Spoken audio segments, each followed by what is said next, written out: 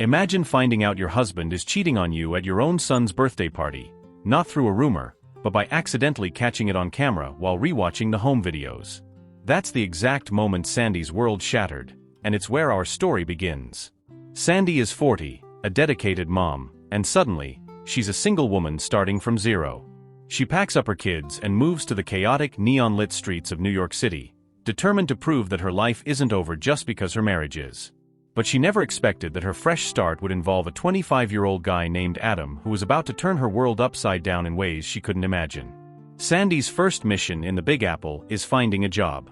She walks into an interview for a data entry position, and you can practically see the manager's eyes roll. He sees a housewife, who probably doesn't know a keyboard from a cutting board.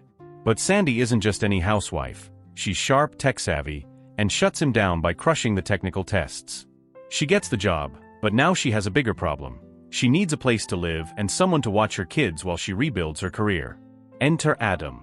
He's young, a bit lost himself after a messy divorce from a woman who basically used him for a green card, and he's working at a local cafe. When Sandy wanders into that cafe looking for an apartment, Adam's friend Henry plays matchmaker in the most chaotic way possible. He tells Sandy about a vacant apartment and then jokes that if she needs a babysitter, Adam is a pro. Sandy, who is stressed to the max, doesn't realize he's joking.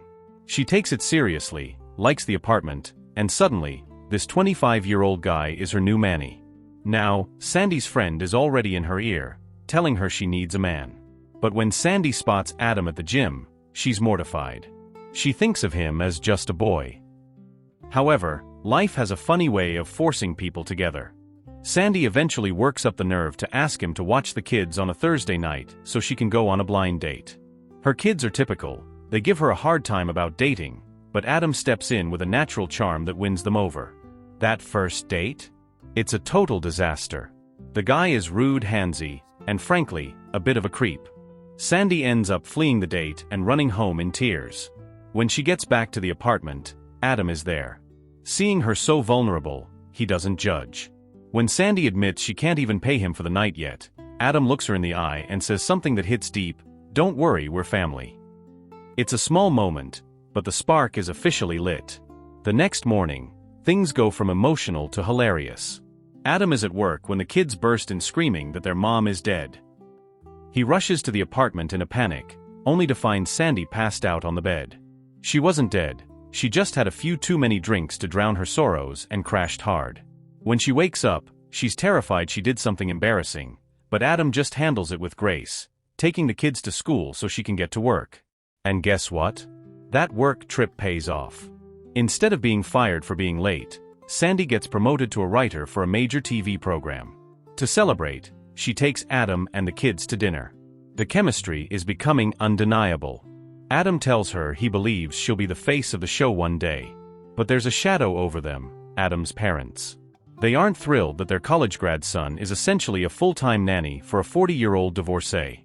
Adam defends her though, telling them she's a good person who needs help. But as they spend more time together, help turns into heartache and heat. Sandy's friends keep reminding her of the 15-year age gap, but Adam makes her feel like herself for the first time in decades. But reality has a way of crashing the party. During the date, they run into a high-powered recruiter who offers Adam a real job. Adam turns it down on the spot, telling Sandy that being with her and the kids is all that matters. It's romantic, sure, but for Sandy, it's a red flag. Is he giving up his future for her? The drama ramps up when Sandy's ex-husband shows up unannounced.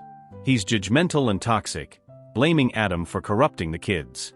But for the first time, Sandy doesn't take it. With Adam standing behind her, she finds her voice, tells her ex exactly where he can go, and kicks him out. It's a huge emotional victory, but the high is short-lived. Sandy starts feeling sick, and her manager suspects she's pregnant. Sandy takes a test, and it's positive. She's terrified, but when she tells Adam, his reaction is beautiful. He's overjoyed. He wants this life with her. They go to the doctor to confirm, but then comes the bombshell. It's a false pregnancy. The realization hits Sandy like a ton of bricks. She looks at Adam, young, full of potential with his whole life ahead of him, and she looks at herself. She decides that she's doing this to him. She feels like she's holding him back from seeing the world and having his own fresh start. In a heartbreaking scene, she ends the relationship, telling him they have no future. She breaks her own heart to save his future. Years pass. The screen fades and we see the results of that sacrifice. Adam did exactly what Sandy told him to do. He traveled, saw the world, and became a massive success. And Sandy? She became exactly what Adam predicted, a famous, high-profile broadcaster. One night, while celebrating another promotion at a restaurant, she looks across the room and sees a familiar face. It's Adam. They sit down, and the air is thick with what-ifs. Adam isn't alone, though. He has a small child with him. Sandy's heart sinks for a second, thinking he's married, but he reveals the child is adopted, a boy he found during his travels. He tells her he's still alone, having never found anyone who measured up to her. Then, Adam's mother walks over. In a beautiful full-circle moment, she's no longer the judgmental critic. She tells Sandy that Adam never stopped talking about her. Sandy invites them to join her table, and as they sit down, you realize this isn't just a happily ever after, it's a happily ever after that was earned through growth and maturity. They aren't the same people they were years ago, they are better, wiser, and finally ready for each other. It's a powerful reminder that sometimes you have to let someone go so they can come back to you as the person they were meant to be. But it makes you think, was Sandy right to break his heart all those years ago, or did they just waste years of happiness because of a number on a birth certificate? If you were in Sandy's shoes, would you have pushed him away to save him, or would you have stayed and figured it out together? Let me know in the comments what you think about the age gap. Is it just a number, or is it a deal breaker? Thanks for watching.